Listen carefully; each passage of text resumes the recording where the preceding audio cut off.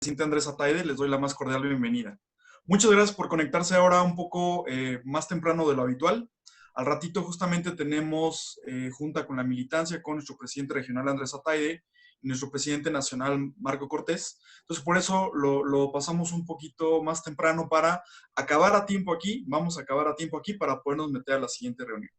Y el día de hoy estamos muy contentos, muy contentos de que nos acompañe el licenciado Guillermo Ordaz. Guillermo Ordaz es una persona que se ha dedicado a dar mucha capacitación justamente en el tema de la legislación, la forma en la que nosotros vamos, a partir de las ideas que vayamos generando y de la política pública que queremos diseñar, cómo lo vamos a aterrizar en alguna legislación. Y esa es la intención de la clase de hoy. Entonces, sean todas y todos bienvenidos e iniciamos. Le doy la palabra a nuestro director del Colegio de Política Pública, el doctor Gerardo Ángeles. Adelante, Gerardo. Muchas gracias, Eric. Hola a todas y todos, buenas tardes. También deseo agradecerles por su presencia, por habernos acompañado hoy media hora más temprano que lo habitual. Y pues bueno, entonces, como en cada reunión, vamos a iniciar con la lectura de la semblanza de nuestro expositor. El día de hoy nos acompaña Guillermo Ordaz, que es un gusto recibirlo aquí en Laboratorio de Ideas. Bueno, entonces comienzo. Guillermo Ordaz, él es licenciado en Derecho por la Universidad La Salle. Actualmente cursa la maestría en Derecho Procesal Constitucional por la Universidad Panamericana. De manera paralela realiza la licenciatura en Administración Pública en el Instituto Nacional de Administración Pública, el INAP. Se ha desempeñado en temas de Derecho Constitucional, Derecho Parlamentario y Derecho Electoral. En el ámbito laboral se ha desempeñado dentro de los 3 poderes locales. En el Ejecutivo como jefe de Departamento de Servicios Comunitarios Integrados en la delegación hoy Alcaldía Benito Juárez. En el Legislativo también como jefe de Departamento de Prácticas Parlamentarias en la otrora Asamblea Legislativa del Distrito Federal. Y actualmente en el Poder Judicial se desempeña como subdirector de Estadística y Jurisprudencia del Tribunal Electoral de la Ciudad de México, donde también se ha desempeñado como director interino de la Unidad de Estadística y Jurisprudencia. En el ámbito docente se ha desempeñado como profesor invitado de la Suprema Corte de Justicia de la Nación en el curso de Derechos Humanos. Del mismo modo, ha impartido clases en la Universidad Nacional Autónoma de México, en el Diplomado de Amparo, y ha dado clases como profesor invitado en el TEC de Monterrey, Universidad Anáhuac del Norte y en la Universidad La Salle. Cuenta con diversas publicaciones en materia de derecho constitucional local, derecho electoral y derecho parlamentario como autor y coautor.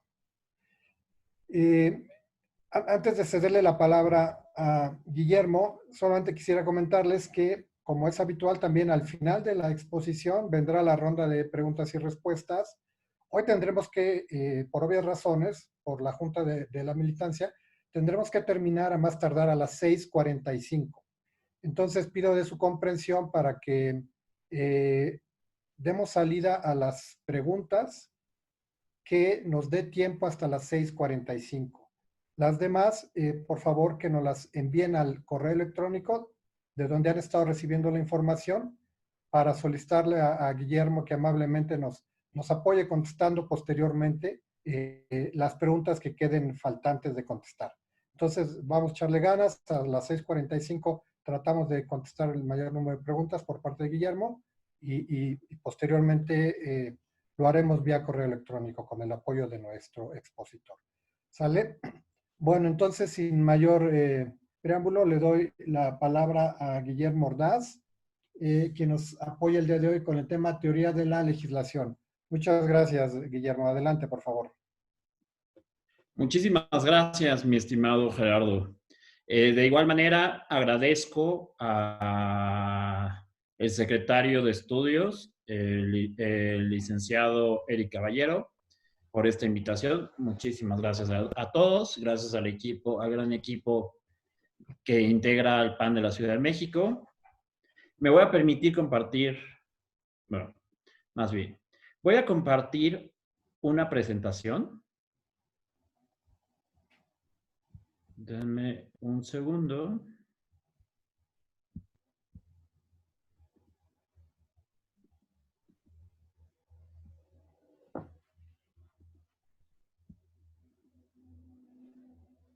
Mm.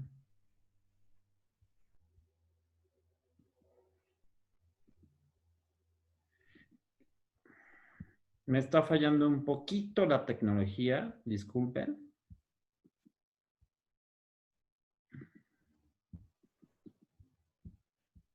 Mm.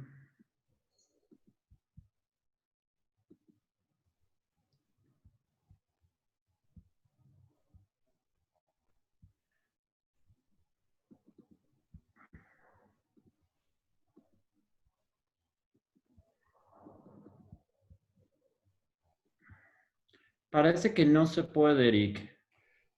Si gusta, lo que podríamos hacer es, si Francisco nos puede apoyar con la presentación. Francisco, nuestro hostess que siempre amablemente tras bambalinas nos da un gran apoyo. No sé si la tengas disponible, Francisco, y que tú la compartas y la vayas pasando. Okay. Se le envió en este momento a Eric. O a Eric, sí. Bueno, mientras, en lo que la voy enviando y sufrimos un poquito con con el uso de la tecnología, que también será uno de los planteamientos durante esta pequeña exposición. Como bien señalaba, mi semblanza, he tenido la oportunidad de estar en los tres poderes, tanto en el legislativo como en el ejecutivo local y actualmente en el poder judicial, vía el Tribunal Electoral de la Ciudad de México. Esto me ha dado la posibilidad de poder poco a poco ir aprendiendo un poco más sobre las tres materias y que van de la mano, que es lo más importante. ¿Para qué? Para la solución de problemas. Para la resolución de problemas dentro del acontecer social que vamos viviendo día a día. En pocas palabras, el trabajo legislativo siempre va a buscar solucionar problemas. Ese tipo de soluciones de problemas, por lo general, vienen aparejados por alguna disyuntiva. En el quehacer legislativo, la materia que hoy nos compete se llama teoría de la legislación. Cuando yo platicaba un poco con Eric de su invitación a la clase, me decía que si podíamos dar un poco de la explicación de las facultades y cómo se generan las iniciativas de ley. Después de revisar un poco el temario que podríamos presentar, llegamos a la conclusión que la mejor opción era presentar un tema novedoso y no tanto, novedoso en México, pero no tanto en los distintos congresos del mundo, que se llama teoría de la legislación. Tengo la oportunidad de ver que nos acompañan varios exlegisladores, lo cual para mí implica un mayor reto, porque sin duda alguna, varios de ellos tendrán la experiencia, la expertise de lo que es el proceso legislativo y lo vivieron día a día. Probablemente tengamos la facilidad de que dentro de las participaciones, si gustan compartir alguna experiencia, son completamente bienvenidos.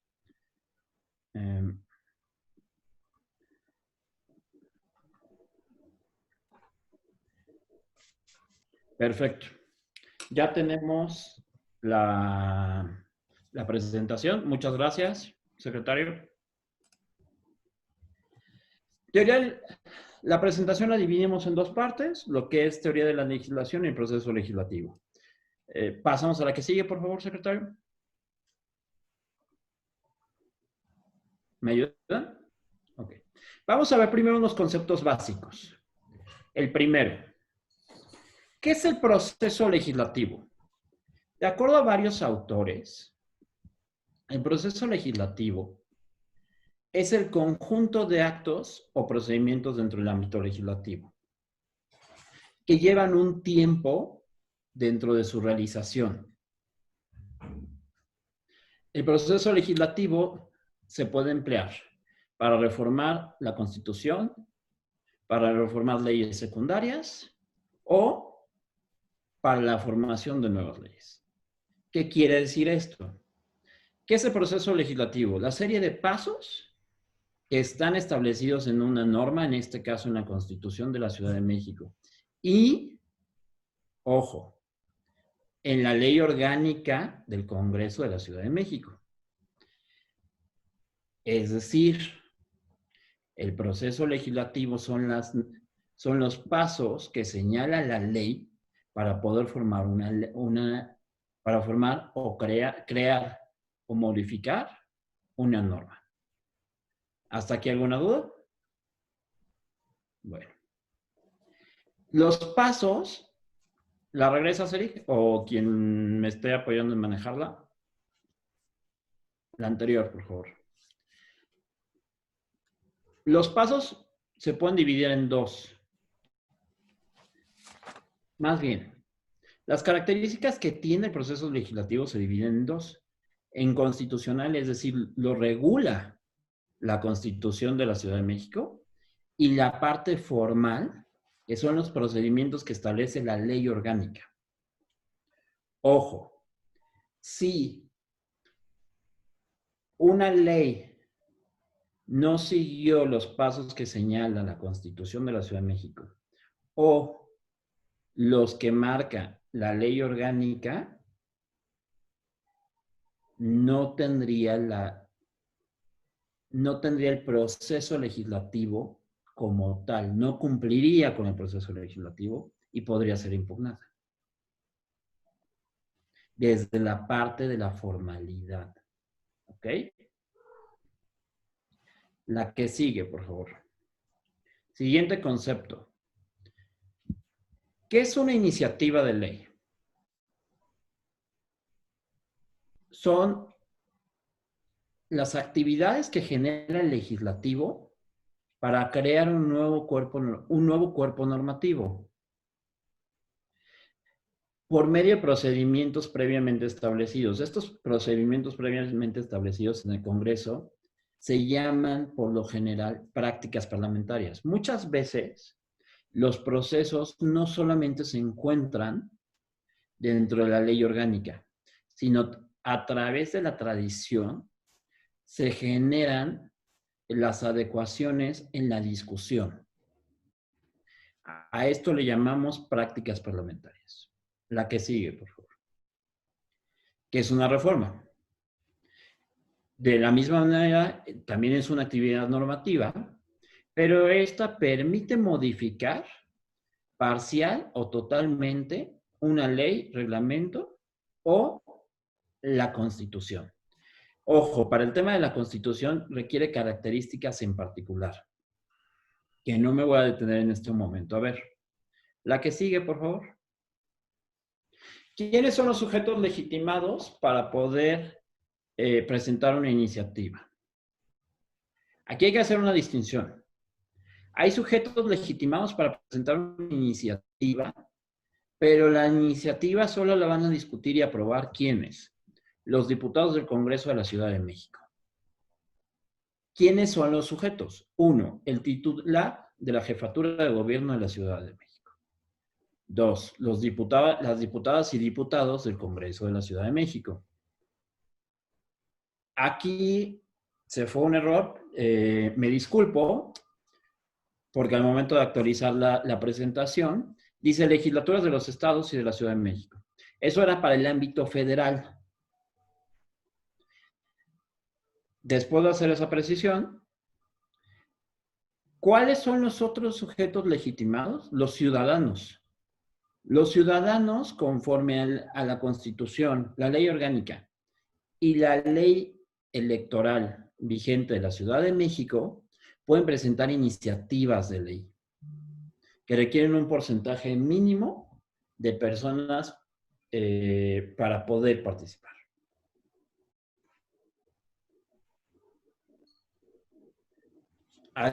¿Hasta aquí alguna duda?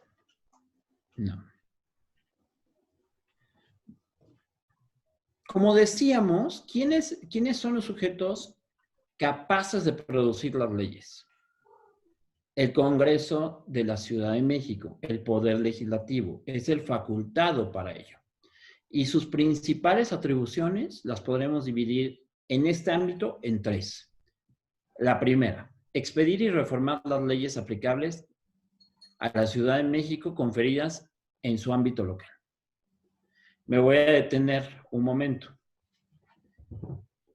Cuando hablamos de las facultades conferidas, tendríamos que irnos a 2 artículos de la Constitución Federal. Nos tendríamos que remitir a 2 artículos de la Constitución Federal. El primero, el 73, para ir en orden, y el 124. Todo aquello que sea expresamente facultad del Congreso de la Unión no lo podrán legislar los congresos locales. Y todo lo que no sea expresamente facultad del Congreso de la Unión podrá ser legislado por los congresos locales. Es decir, ¿en qué ámbitos podríamos legislar? Todo aquello que no esté contemplado en el 73 constitucional. Si se encuentra en alguna de las fracciones del 73 constitucional, de las 30 y tantas fracciones del 73 constitucional, no se podría. Un ejemplo, y es pregunta, si gusta alguien contestar, para hacerlo un poco más interactivo, se agradece. Los congresos locales pueden legislar en materia procesal civil.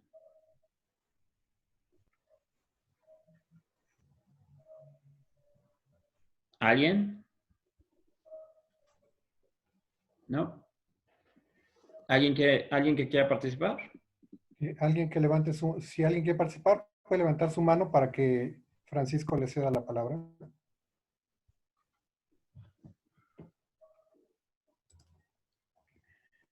Tenemos ya aquí algunos participantes. Ok. Francisco, por favor, si nos pudieras apoyar con Omar Armenta, cediéndole la palabra. Listo, Omar. Gracias. Todo lo que es materia procesal en tema de familia es competencia exclusiva del Congreso de la Unión. Es correcto. De acuerdo con la fracción 30 del artículo 73 de la Constitución Política de los Estados Unidos Mexicanos, es facultad exclusiva del Congreso de la Unión legislar en materia procedimental, civil y familiar. Es decir, esto tiene un origen que ahorita vamos a ver el por qué. Pero esta es una limitante que tendría el Congreso de la Ciudad de México. Por ello, solamente si el 73 no lo contempla, tú puedes legislar. Entonces, cuando nosotros presentemos una iniciativa en el Congreso de la Ciudad de México, ¿qué es lo primero que tendremos que hacer? Remitirnos al 73 constitucional en materia federal y revisar si es considerada una facultad exclusiva del Congreso de la Unión. Segundo, legislar sobre los poderes de la ciudad y las alcaldías en los cuerpos normativos que tendrán el carácter de leyes constitucionales. Derivado de las leyes de la promulgación de la Constitución de la Ciudad de México, se le dotó de facultades al Congreso de la Ciudad de México para poder legislar las leyes que le podríamos llamar leyes generales o leyes reglamentarias a ciertos artículos de la Constitución. Por ejemplo, la ley de la Sala Constitucional es reglamentaria al 36 de la ley de la Sala Constitucional de la Ciudad de México es reglamentaria y tiene carácter constitucional y regula lo expresado en el artículo 36 de la Constitución de la Ciudad de México, que expresa o que señala que la Ciudad de México tendrá una sala constitucional, la cual conocerá de los medios de control en materia local. ¿Es correcto? Tercero, aprobar y reformar la ley constitucional del Congreso de la Ciudad de México, las normas que rigen su vida interior y, ojo, incluyendo la garantía de derechos humanos y los laborales de sus personas trabajadoras. No es facultad expresa. Aquí abro otra pregunta. No es facultad expresa de acuerdo con el 123 constitucional. La materia laboral no es facultad expresa del ámbito federal la materia laboral. Entonces, ¿por qué los estados podrían legislar en materia laboral del régimen de sus trabajadores, de la vida interna de sus trabajadores? ¿Alguien que quiera participar? Por favor, si ya tenemos aquí un participante. Carlos Díaz. Por favor, Carlos.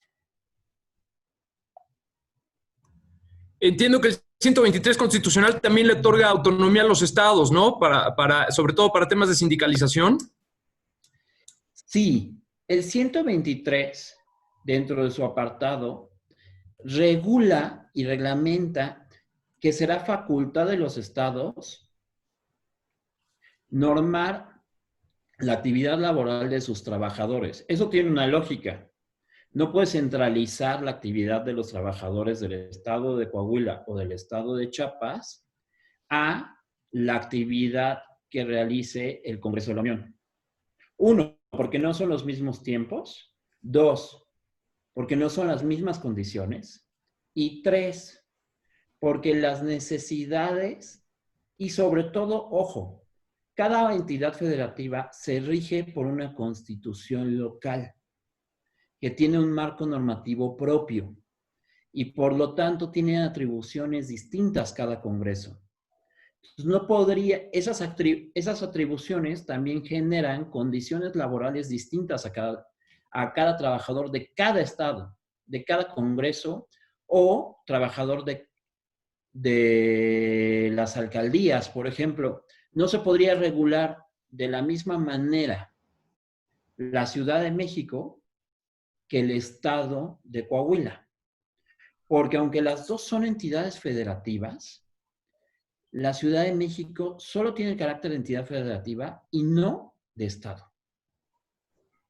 Lo que implica que no tenga las mismas atribuciones. Espero no ser muy técnico, trataré de aterrizarlo un poco más para no ser tan técnico. Pero si hay alguna duda en cuestiones técnicas, por favor, no duden en preguntar. Ir formulando sus preguntas. La que sigue, por favor. A ver, aquí yo voy a generar un poquito de debate. Ojo, fuentes de la producción legislativa. Se divide en 4. La agenda legislativa, es decir, la agenda que tienen los diputados y que tienen los grupos parlamentarios. Cada grupo parlamentario se reúne antes de iniciar el periodo de sesiones y genera una agenda. Y propiamente cada diputado tiene su propia agenda legislativa. Segundo, el plan de gobierno del Ejecutivo, de la persona titular del Ejecutivo de la Ciudad de México. En este caso, después de revisar varias de las legislaturas de la Ciudad de México, pudimos englobar en el Instituto de Investigaciones Parlamentarias un estudio que nos arrojó un resultado bastante interesante. La mayoría de la agenda legislativa en la Ciudad de México está dictada por ¿quién creen? Por el jefe de gobierno en turno. La mayoría del plan de trabajo del gobierno tiene que ver con la promulgación de leyes estratégicas que le permitirán avanzar y despresurizar temas que ellos consideran que se requiere legislar para poder tener una mayor amplitud en su gobierno, mayor amplitud de sus facultades. Les voy a poner un ejemplo. En 1997 entra el primer jefe de gobierno, el ingeniero Cuauhtémoc Cárdenas. Su plan de gobierno, ¿a qué creen que se refería? Dotar de un marco normativo, perdón, ¿quiere participar alguien? Creo que sí quería participar, ¿no? Bueno, dotar de un marco normativo propio que le permitiera poder gobernar.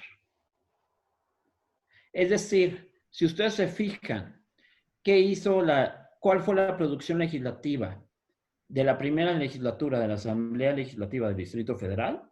Son solo leyes orgánicas o leyes que le permitan funcionar a la ciudad. No fue lo mismo en el gobierno, en la segunda y en la tercera legislatura, que fueron del 2000 al 2006, en las que en ambas legislaturas, en la segunda legislatura, generaron los modelos que impulsaran ¿qué? El desarrollo mercantil y la construcción de obras. ¿Para qué fue esto? ¿Para qué fue la planeación urbana? Tema central del gobierno de la Ciudad de México de Andrés Manuel López Obrador. Para que en la segunda parte del gobierno se construyera el segundo piso y se construyeran las obras y se justificara el porqué de las obras. ¿Ya se dieron cuenta?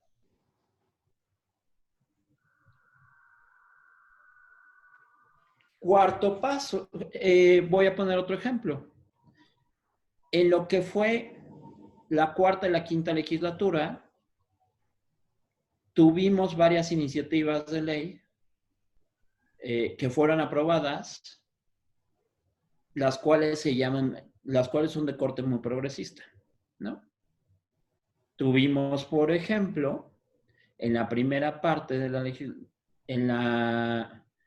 tuvimos, por ejemplo, la Ley de Sociedad de Convivencia y posteriormente, en el segundo trienio del gobierno de Marcelo Ebrard, se buscó pasar de la Ley de Sociedades de Convivencia a regular dentro del Código Civil el matrimonio igualitario.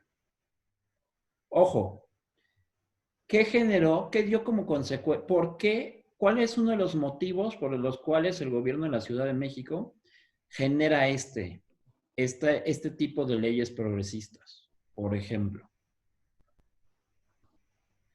que la Ciudad de México se volvía candidata a recibir inversión extranjera por parte del FMI, por ejemplo, cumpliendo con cuestiones progresistas que le marca la normativa del fondo. Entonces, todo tiene una razón de ser. O sea, ninguna ley tendría un porqué si no tiene un para qué. Entonces, muchísimas veces tenemos que identificar los para qué de las leyes para entonces combatir esos actos o regularlos con mayor ahínco. La que sigue, resoluciones judiciales. Aquí abro una pregunta. ¿Tiene facultades el Poder Judicial en cualquiera de sus ramificaciones, ya sea la Suprema Corte o ya sea la Sala Superior, de ordenarle a un Congreso local legislar?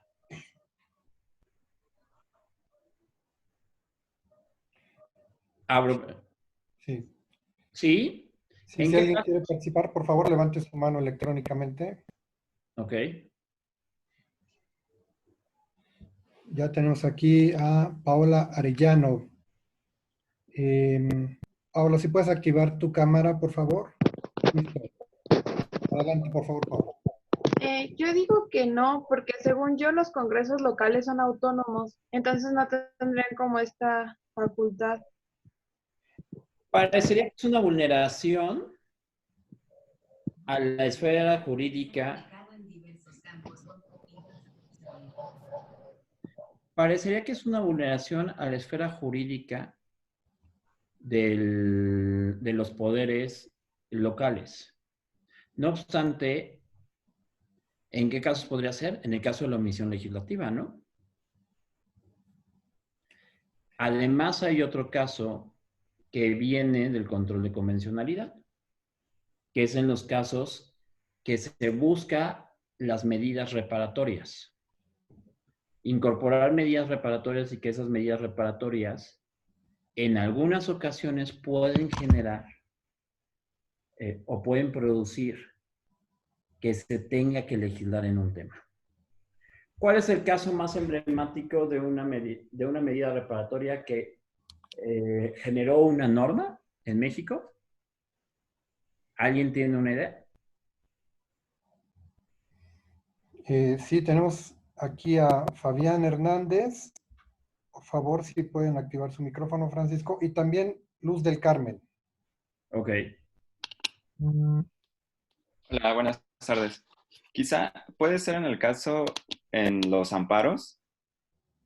Y materia convencional, o sea, ¿cuáles son los dos casos que la Corte Interamericana, perdón por plantear, lo vuelvo a plantear, ¿cuáles son los dos casos o cuál es el caso emblemático en México o paradigmático que generó que tuviéramos que el Estado mexicano se vea obligado a legislar? No lo escucho, Fabián. Sí, ya. Puede ser el caso de Revilla Pacheco. No, el Radilla Pacheco generó cuestiones de protección de derechos fundamentales y la incorporación del primero constitucional. No, el primero fue el caso algodonero contra México. Y el segundo, y más emblemático aún, es el Castañeda contra México, en el cual el Estado mexicano y el Congreso de la Unión tienen que legislar y modificar el juicio de protección de derechos políticos electorales para incorporar la protección y perfeccionar la protección de los derechos político-electorales. Perfeccionar esa protección. Esos son los dos casos. Por eso es que les decía que podía generar un poco de repele este planteamiento de que las resoluciones judiciales podrían generar o obligar a que tengamos que legislar. ¿Ok? Y el último, el impulso legislativo. El impulso legislativo podría estar en cualquiera de estos, pero el impulso legislativo es más allá. El impulso legislativo son los motivos que tiene un legislador para presentar una iniciativa de reforma o para presentar una iniciativa de una nueva ley. Son las razones por las cuales un legislador va a presentar algo. Un impulso legislativo podría ser que un legislador se reunió con vecinos de la colonia del Valle y le plantearon la necesidad de regular los establecimientos mercantiles. ¿No sería un impulso legislativo? ¿Alguien que quiera participar?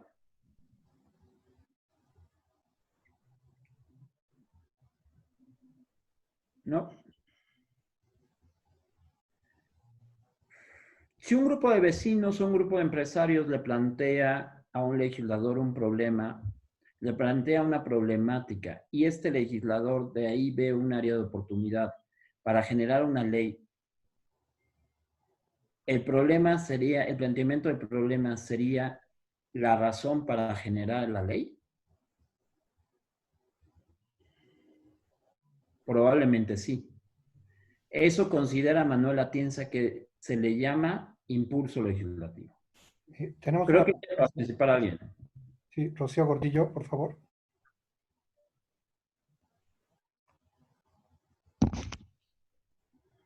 Hola, buenas tardes. También podríamos aplicar como, por ejemplo, las asociaciones, ¿no? Se puede reunir un grupo de asociaciones para determinado tipo de problemática en el Estado, para que ellos puedan darle este impulso, como usted dice, ya sea que ellos se reúnan las asociaciones o bien que se apoyen con un legislador y se las presente. Esa es mi idea.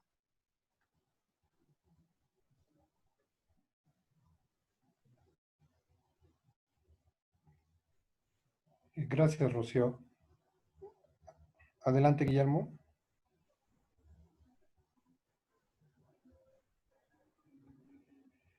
Guillermo, creo que se desconectó Guillermo o algún problema con su conexión. Vamos a esperar un momento a que Guillermo restablezca su conexión. Por favor, si nos dan un tiempo.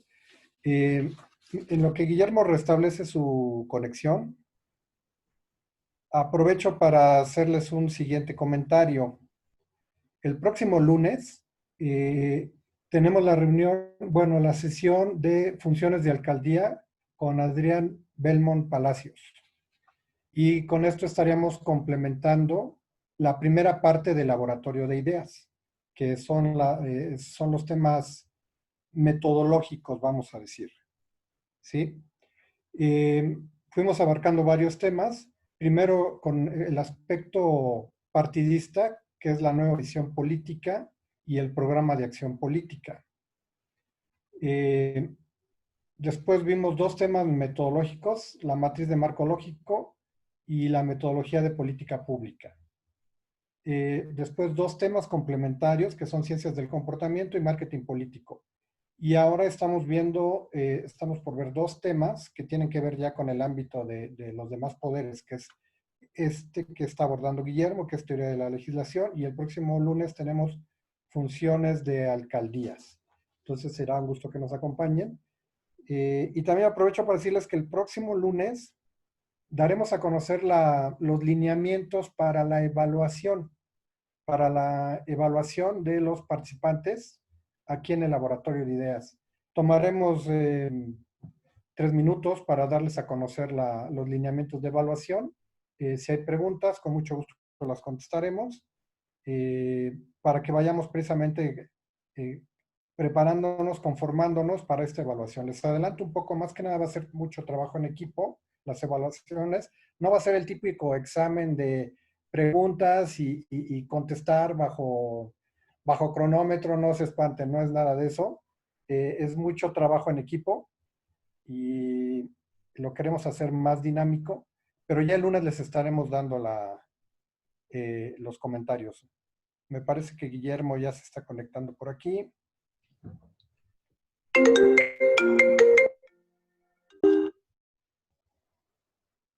Hola Guillermo, ¿sí nos escuchas? Sí, ya ando por aquí. Muy bien, te escuchamos. Nos quedamos con la participación de Rocío Gordillo, que había dado ya una respuesta, ¿no? Sí, por favor. ¿Alguien más que quiera señalar otra participación? ¿No? Bueno. Sí, las asociaciones civiles también pueden generar impulso legislativo. O sea, en general, cualquier motivo, de acuerdo con Manuel Atienza, que genere una iniciativa, que produzca una iniciativa, se llamaría un impulso legislativo. Ojo, ¿por qué esto es importante técnicamente?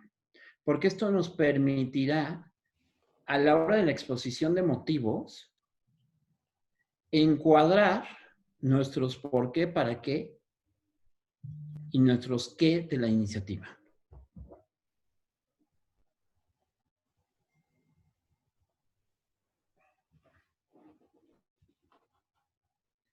Hasta aquí, ¿podrían poner de nuevo la presentación, por favor?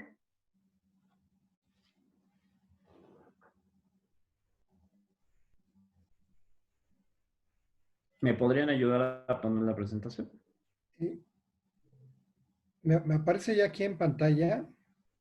Estamos en la diapositiva que es la teoría de la legislación, definición. Ok, ya, perfecto.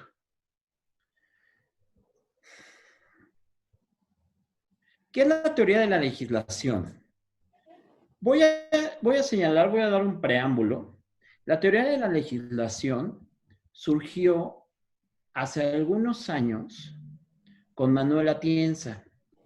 Manuel Atienza es un catedrático muy famoso en España que se ha enfocado en los temas de argumentación jurídica.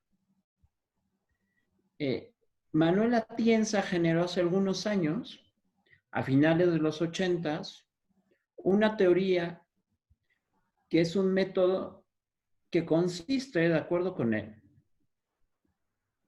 en un proceso de producción que requiere una serie de interacciones. Es decir, para Manuel Atienza, la teoría de la legislación es una serie de pasos que se requerían producir para dar como resultado una ley. La que sigue, por favor.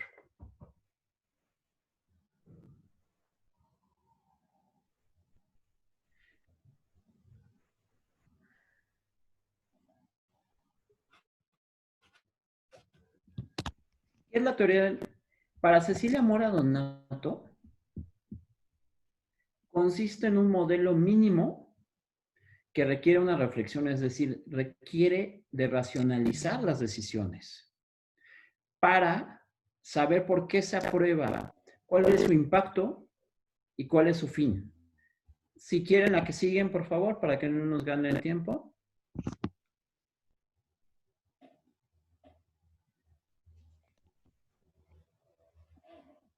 ¿Qué es la teoría de la legislación? Es un método legislativo que emplea niveles de racionalidad para crear las normas. Es decir, es el método que emplea los qué, por qué y para qué de una norma. La que sigue, por favor.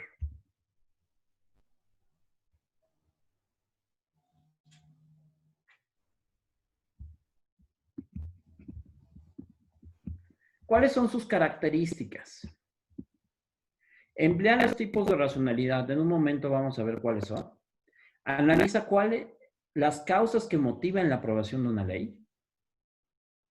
Las causas normalmente, como lo decíamos, podrían ser la necesidad que tiene el gobierno de cumplir con una resolución o la necesidad que se tiene de cumplir con el plan de trabajo del gobierno de la Ciudad de México. La teoría de la legislación también mide el impacto social y legal que producirá dicha norma. En otras palabras, va a analizar que los efectos que pueda tener, qué alcances en la población podría tener. Y finalmente, busca evaluar los resultados que puede provocar. Esto ya es en la etapa post-legislativa, de acuerdo con la doctora Cecilia Mora Donato. Una vez que una ley ya entró en funciones, deberá de ser analizada para evaluar si es productiva o no, o si requiere modificaciones. Entonces, cuando nosotros queremos reformar una ley, lo que deberíamos de sugerir o de tomar en cuenta es que tendríamos primero que ver si la ley ha dado resultados, si ha cumplido con su propósito, antes de generar una nueva ley o de reformar. ¿Por qué? Porque esto técnicamente nos va a permitir legislar y darle al clavo en legislar correctamente.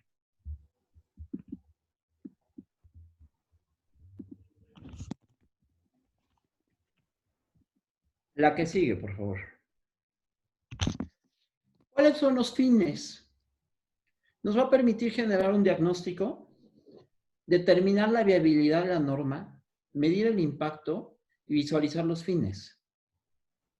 Es decir, nos va a permitir tener un mínimo de análisis previo a la producción de la ley.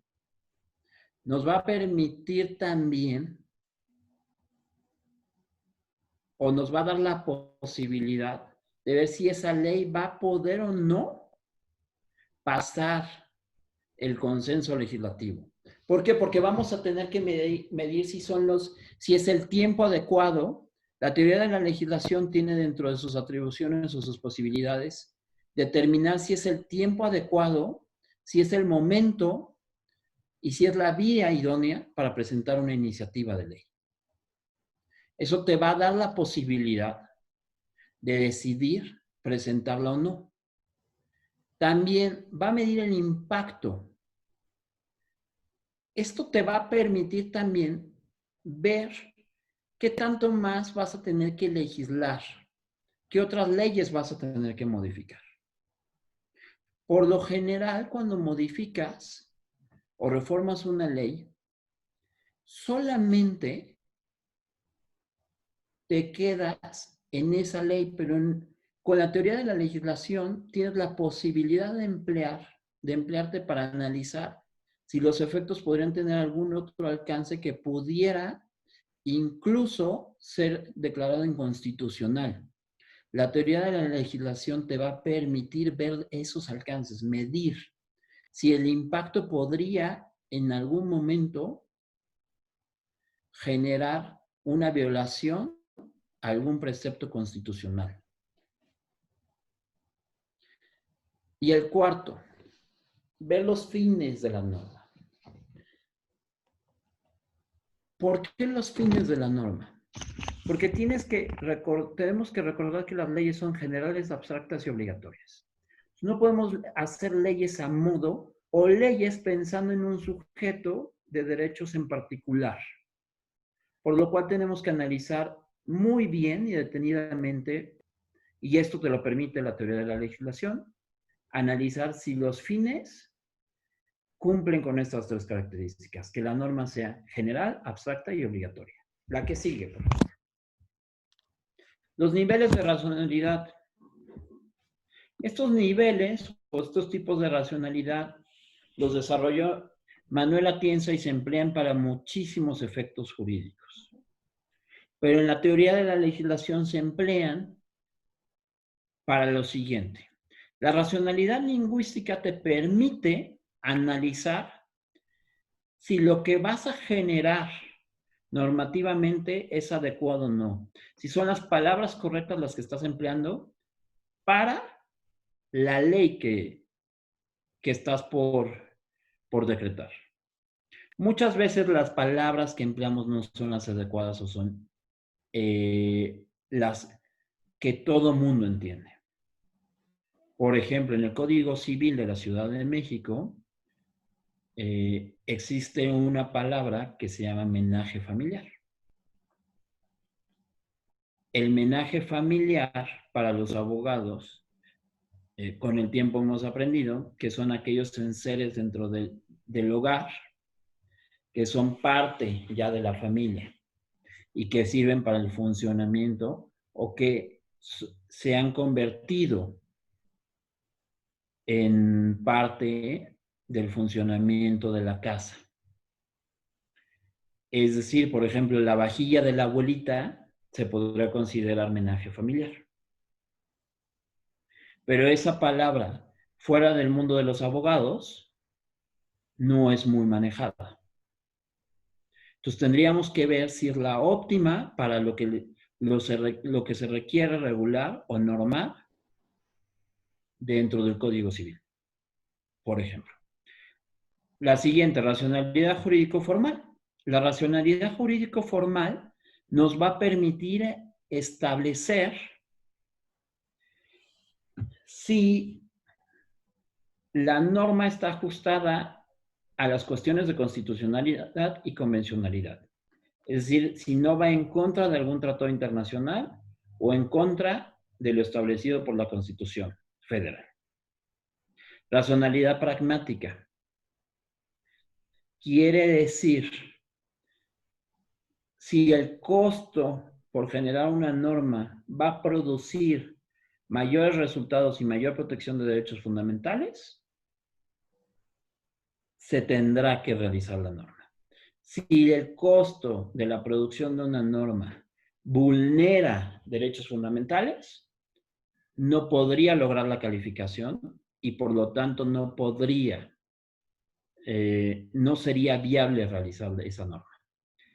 Racionalidad teleológica, que los fines sean adecuados y que los fines, o sea, este nivel de racionalidad nos va a permitir estudiar si los fines de la norma van a llegar al objetivo de ella.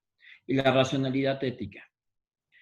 Esta, Manuel Atienza señala que toda norma debe de tener al menos vestigios de que sea justa. Hoy también se debería considerar que las normas busquen, por ejemplo, una paridad en la aplicación de género, que busquen la igualdad, por ejemplo.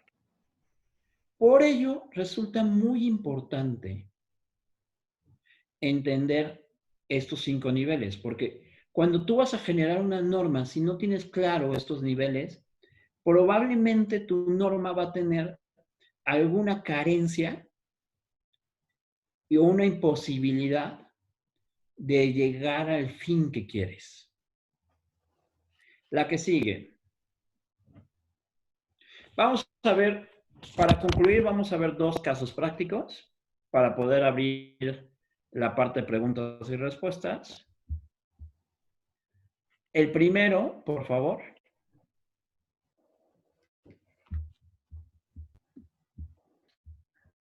Derivado de una pandemia, el Congreso de la Ciudad requiere regular los juicios en línea. ¿Tiene facultades el Congreso de la Ciudad para legislar? ¿Cuál sería la solución? Aquí ya abro parte de preguntas y respuestas. ¿Alguien quiere participar? Como veíamos... Sí, tenemos a Oscar Camacho. Ok, por favor. Oscar, por favor, si nos apoyas activando tu cámara. Sí. Listo. Voy. Perdón. Ya. Ay, perdón, la primera pregunta es que me quedé con la duda del pragmatismo, del tema lingüístico, ¿cómo le llamas? Racionalidad lingüística. Exactamente, ese no me quedó como muy claro, ni el otro, ni el de tele, es que no se lo puede regresar tantito.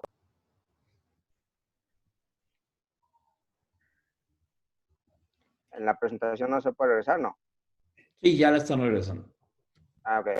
Sí, la racionalidad teleológica es la de la racionalidad de los fines. Es la que revisa si los fines, o sea, lo explicaba hace un momento. ¿De qué te va a servir la teoría de la legislación? Te va a servir para ver si los efectos que va a generar la norma tienen los alcances adecuados y si además esos alcances no vulneran un precepto constitucional o un precepto de un tratado internacional.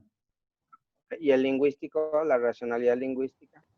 La racionalidad lingüística significa que que tenemos que revisar que el texto que pongamos sea claro y que sea congruente. Te voy a poner un ejemplo muy fácil.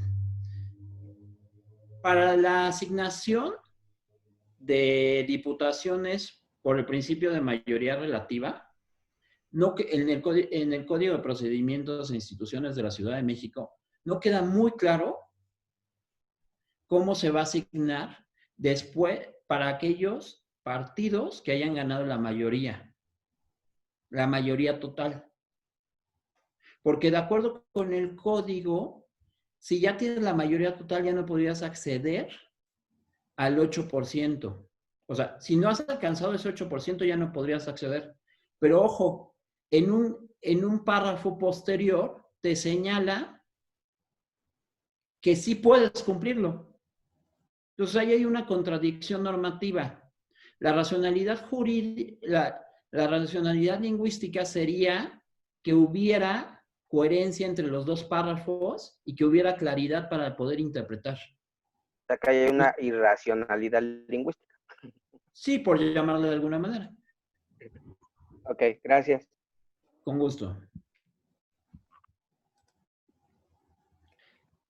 Bueno, este caso me gustaría omitirlo porque ya dimos solución, que era, no tiene facultades el Congreso, porque es una facultad expresa, de acuerdo con el artículo 76, fracción 30 de la Constitución, es una facultad expresa del Congreso, del Congreso Federal.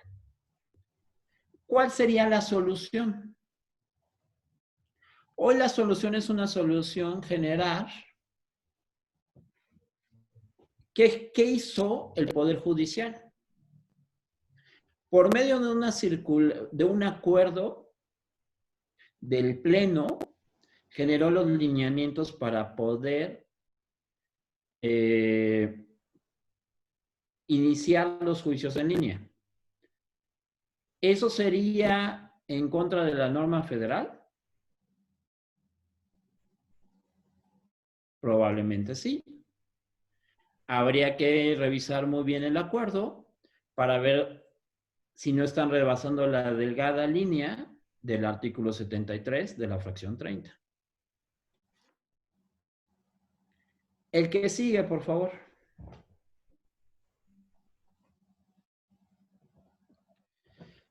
El Congreso de la Ciudad de México se plantea legislar en materia de paridad de género como resultado de una resolución del Tribunal Local en materia electoral. ¿Tiene facultades el Congreso de la Ciudad para legislar en materia de paridad de género?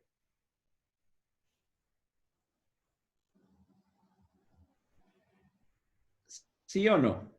¿Alguien que quiera participar? Tenemos dos manos levantadas. Adelante. Mónica Serrano. Mónica, ¿quisieras participar al respecto o es alguna pregunta que tengas? Sí, no, sí participa. Buenas tardes a todos. Gracias. Buenas tardes. Sí, deseo participar puntualizando un poquito más de lo que acaba de decirnos el doctor sobre las leyes. Hay leyes federales, pero también hay leyes generales y leyes nacionales. ¿Sí? Las leyes nacionales se circunscriben a la federación, relación federación-ser humano. Las leyes generales sientan la plataforma y la competencia para que los estados puedan legislar. Entonces, de ahí que nosotros debemos de tener muchísimo cuidado frente a qué tipo de ley estamos, ¿no? En la primera pregunta, pareciera, si nos hablan de la pandemia, por supuesto, que no tenemos facultades nosotros para legislar. Pero si nos hablan de el poder judicial, es un poder local y él sí puede regular su forma de laborar interna. Por lo que respecta a la cuestión de paridad de género, sí, también puede legislar el gobierno de la Ciudad de México, siempre y cuando, rigiéndonos bajo la ley general, no vaya más allá de lo que dice la ley general. Si la Constitución nada más llegó hasta cierto punto y trató ciertos aspectos, si él pretende tratar el aspecto, la Constitución trató el aspecto A y B, y él quiere además tratar el C, no se puede. Sí se puede desarrollar los otros aspectos en su propia legislación local. Gracias. Esto es cuanto. Gracias, Mónica. Guillermo, tenemos otra participación de José David Camacho. José David, si por favor nos pueden apoyar activando su micrófono. Listo. Hola, muy buenas tardes. Excelente ponencia. En el caso, dice, de la Ciudad de México se plantea legislación en materia de paridad de género. La idea es que sí, tiene facultades el Congreso de la Ciudad de México para legislar. Sí y no. Sí, porque, pues bueno, se tienen las facultades para hacerlo. No, pienso yo, porque como todo es un trámite y demasiado burocrático, al momento de llegar el término o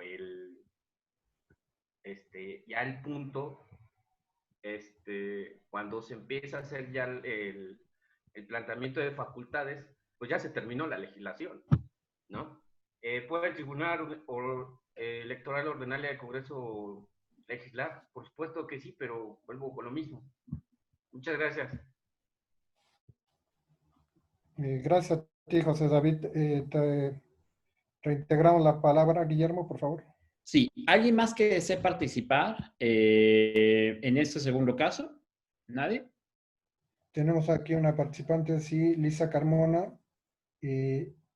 Por favor, nos pueden apoyar activando su micrófono. Gracias. Por favor, Lisa, adelante.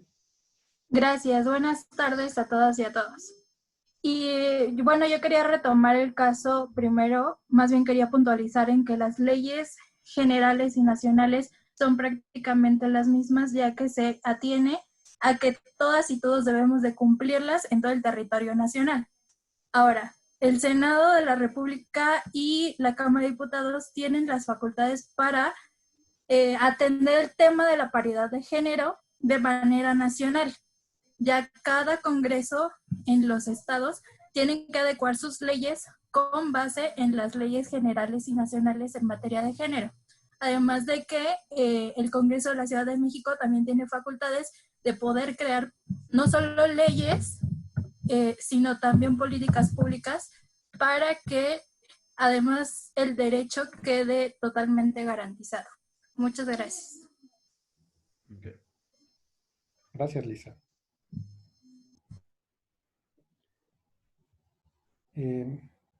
Listo, Guillermo. Ok. Sí tiene facultades, evidentemente, pero el origen de estas facultades está en el primero constitucional, a nivel federal. Señalaban anteriormente el caso Radilla Pacheco. El caso Radilla generó que toda autoridad tenga que proteger los derechos, que toda autoridad dentro de su ámbito de actuaciones tenga que proteger los derechos humanos y los principios de ellos. Por lo tanto, el primer fundamento legal o el primer fundamento constitucional para poder legislar es que dentro de su ámbito de actuaciones, el Congreso de la Ciudad de México podría legislar en materia de género, de paridad de género, siempre y cuando esté apegado a la normativa constitucional federal y a lo que produzcan, como bien señalaban, las leyes generales. Tiene que tener una complementación, no podría ir en contra de. Pero ojo, de acuerdo con el 133 constitucional, el Congreso de la Ciudad de México tendría también que atender en materia de género aquellos preceptos o tratados internacionales que hablen de paridad de género. Y además, si hablamos de realizar un correcto o un adecuado trabajo normativo, tendríamos que revisar los preceptos, las resoluciones que ha emitido la Corte Interamericana, y también sería adecuado revisar las resoluciones de la Suprema Corte para ver si la norma que estamos produciendo no va en contra de alguna determinación previamente establecida. Todo esto es parte de la metodología que genera la teoría de la legislación. es atender en la parte teleológica, regresando un poco a lo que decía Óscar hace rato, sería importante ver si no haya una afectación, si la ley no afecta o no choca con un precepto constitucional o incluso con algo que ya haya resuelto la Corte o la Corte Interamericana, o sea, según sea el caso. Si no, por mi parte, abro la sección de preguntas y respuestas. ¿Alguien tiene alguna pregunta? Sí, muchas gracias, Guillermo. Disponemos para terminar como habíamos quedado al inicio, a las 18:45. Disponemos de 3 minutos. Tenemos una pregunta aquí, Verónica, por favor, si nos puedes formular tu pregunta y activar tu cámara. Muy bien. Hola, buenas tardes. No sé si sí se activó la cámara. Hola, buenas tardes. Yo tengo una pregunta particular sobre el análisis teleológico y de un proyecto que estoy llevando como aparte sobre un control previo de constitucionalidad para que justamente se evite que se puedan publicar leyes que sean contrarias a la Constitución. Y quisiera saber si, en opinión del ponente, la manera para poder prevenir esto sería con implementación de un control previo de constitucionalidad o bien poner más filtros desde el proceso legislativo. Gracias.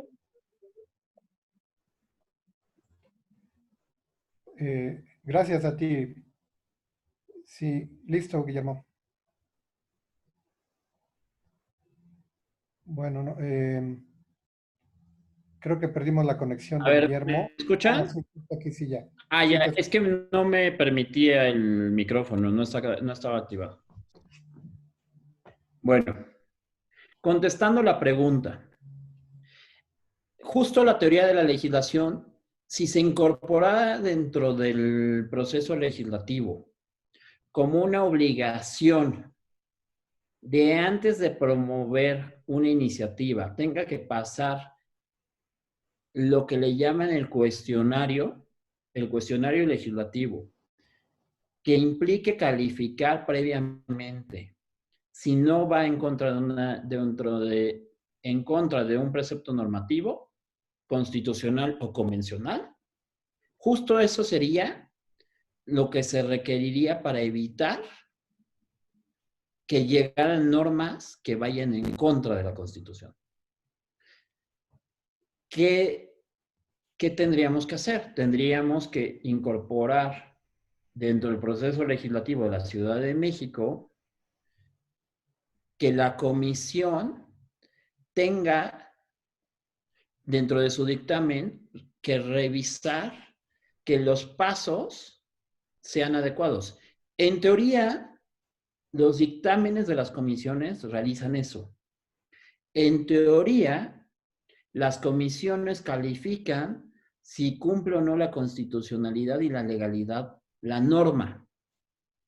O sea, el dictamen es una calificación. No obstante, tendríamos que reglamentar que para ese dictamen podamos emplear la teoría de la legislación. No sé si contesté tu pregunta. ¿Alguien más? Para poder tener tiempo de los que quieran conectarse a la reunión de la militancia, como habíamos quedado, yo creo que terminaríamos aquí. Ok. Agradecemos mucho tu participación, Guillermo. Muchas gracias por tu ponencia, por las participaciones que fuiste brindando a lo largo de tu ponencia. Yo creo que fueron muy útiles para los compañeros. Y agradecerle a todas y todos su participación por haberse conectado media hora antes. Y pues bueno, sin más nos veríamos el próximo lunes, ya ahora sí en horario normal, el próximo lunes a las 6, con la participación de Adrián Belmont. ¿Sí? ¿De acuerdo? Y pues nuevamente agradecer a nuestro expositor, Guillermo Ordaz, muy amable, Guillermo, por habernos brindado este espacio. Desde aquí nos despedimos de Eric Caballero. secretario de Estudios. Y muchas gracias nuevamente, compañeros. Nos veremos algunos en la siguiente reunión. ¿Sale? Gracias a todos y todas. Hasta luego, muy buena tarde.